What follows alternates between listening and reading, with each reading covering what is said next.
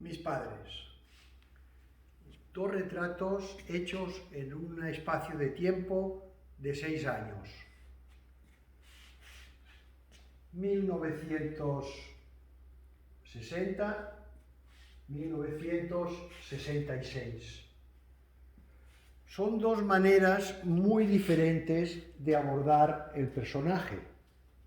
El retrato de mi madre está tratado con mucho más respeto,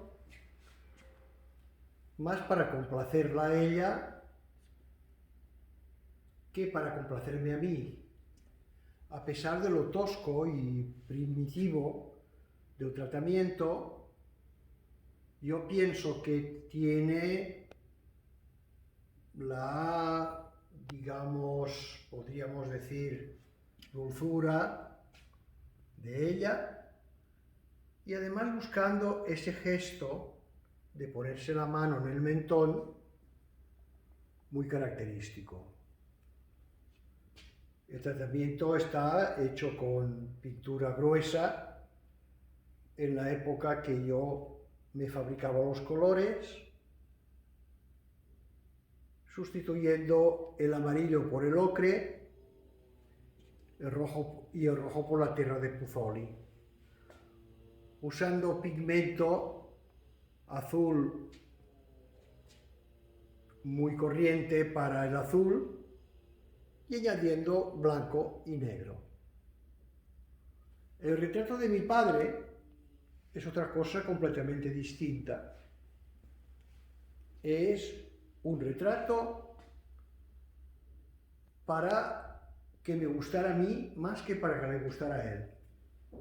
Su comentario: ¿por qué me has vestido de rojo si os voy siempre de gris?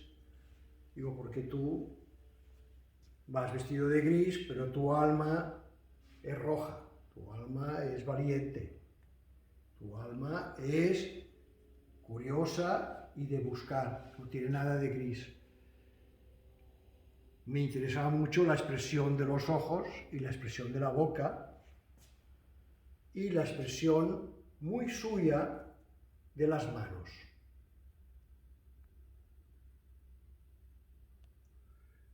El tratamiento está con pintura mucho más fluida. Supongo que sería un retrato hecho en una sola sesión, utilizando un naranja, dos rojos, un carmín, un blanco y un negro. Esto es una de mis características, que es no trabajar buscando el color de la realidad, sino buscando el color mío, cómo podía explicar el real, más que la realidad, el real, mi percepción